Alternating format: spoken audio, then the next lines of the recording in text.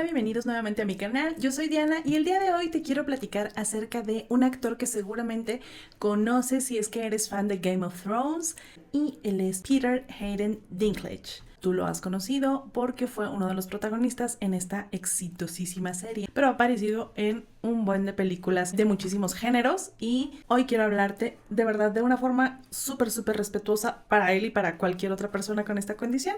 Quiero hablarte acerca de su genética. Primeramente te menciono muy brevemente algunos aspectos de su vida solamente para que estés en contexto. Peter Dinklage nació en un lugar llamado Morristown en New Jersey en el año de 1969, hijo de Diane y John Carl Dinklage. Ninguno de ellos actores ni realmente no tenían mucho que ver con el ámbito artístico, pero él desde muy pequeño empezó a mostrar ese gusto por la actuación. En palabras de él, siempre dijo que le molestaba mucho el padecer esta condición que, te lo voy adelantando, es llamada acondroplasia. Su estatura es actualmente de 1,35 m y eso era algo que desde muy joven le molestaba bastante. En los inicios de su carrera, él comenta que pues batalló un poquito porque él no quería aceptar cualquier papel. No quería ser reconocido o identificado por tener esta condición. Él quería un papel normal como cualquier otro. Menciona que en varias ocasiones se le había ofrecido un papel en el que se destacara su condición, es decir, por ejemplo, como de un elfo o de un enano o de este tipo de papeles, y él se negaba a aceptarlos, y es por eso que al inicio de su carrera pues sí como que batalló un poquito, pero una vez que logró introducirse en la industria del cine, hasta hoy, como puedes corroborarlo viendo sus películas, pues realmente no, prácticamente ninguna es que se destaque por tener esta condición.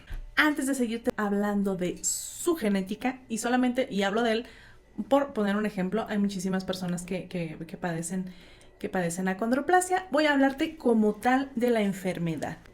Mira, la acondroplasia es el tipo más común de displasia ósea y se dice, de acuerdo a algunas estadísticas, que afecta a entre 1 de cada 20,000 y 1 de cada 30,000 nacidos. Nosotros la conocemos porque es considerada como una enfermedad genética heredada por medio de un patrón autosómico dominante. Si aún no te queda muy claro qué es la herencia autosómica, dominante o recesiva, te recomiendo que vayas a ver dos videitos que te dejo anclados por aquí para que te informes bien de qué se trata y luego regresas a ver este video. Resulta que lo que se encuentra afectado en estas personas es un gen llamado FGFR3 que se localiza en el cromosoma número 4. Bueno, resulta que en estas personas que padecen acondroplasia, este gen está alterado. Y tú dirás, bueno, es que hubo un error importante en la genética o en la replicación del ADN. Pues no, resulta que el único error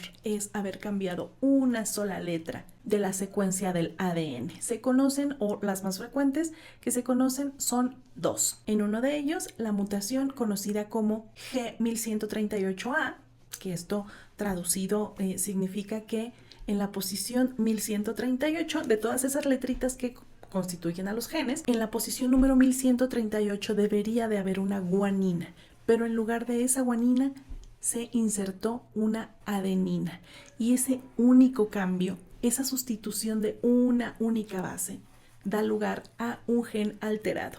Se ha identificado otra mutación en esta misma posición llamada G1138C, en la que la guanina igualmente es sustituido, pero por una citosina. ¿Y cuál es la consecuencia final de esta alteración? Bueno, resulta que, como tú sabrás, en algún momento, bueno, el ADN se traduce a ARN y posteriormente a proteína. Pues resulta que este cambio, esta sustitución de una base por otra, hace que el aminoácido glicina, que es el que normalmente debería de estar en esa proteína, se sustituya por una arginina.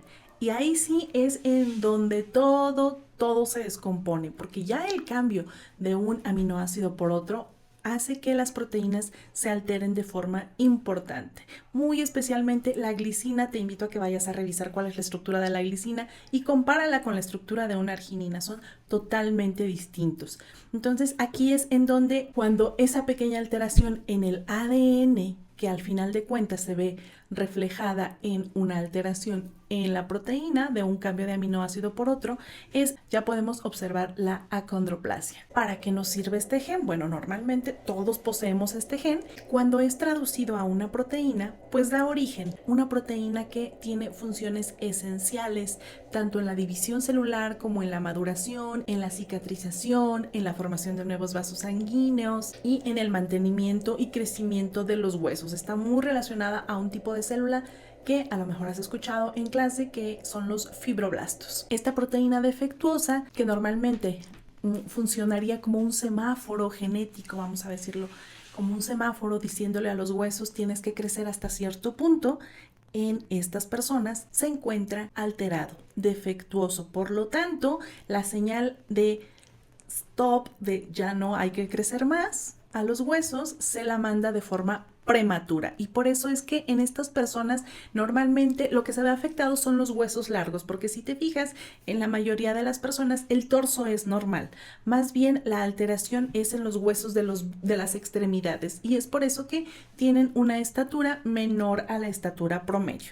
En el caso específico de Peter Dinklage, sabemos que mide 1,35 m, es decir, en ese punto su estatura se vio detenida porque esta proteína dio la señal de alto, que era suficiente, que hasta ahí teníamos que crecer, y por eso él tiene pues esta estructura ósea. Ahora, el título de este video dice ¿cuál es el genotipo de Peter Dinklage? El genotipo es pues cuáles son los genes. En otros videos ya te he mostrado cómo se ve un cuadro de Punnett, y ahí en ese cuadro de Punnett estamos representando la presencia de los dos alelos. Acuérdate que de cada uno de nuestros cromosomas tenemos dos, uno heredado de papá, otro heredado de mamá. Si nos ponemos a escarbar un poquito en la familia de Dinklage, nos daremos cuenta que sus padres tienen una estatura normal, ellos no padecen de acondroplasia. Y si le escarbas todavía un poquito más, te vas a dar cuenta que Peter Dinklage tiene 2 hijos y ninguno de ellos tiene acondroplasia. Entonces, ¿por qué, si sabemos que la acondroplasia es una enfermedad que se hereda con un patrón de herencia autosómica dominante, por qué ni sus padres ni sus hijos tienen acondroplasia? Bueno, resulta que de las personas que padecen acondroplasia, más del 95% no la heredaron. O sea, tú dirás, ¿en algún momento? O sea, ¿en qué momento la adquirió?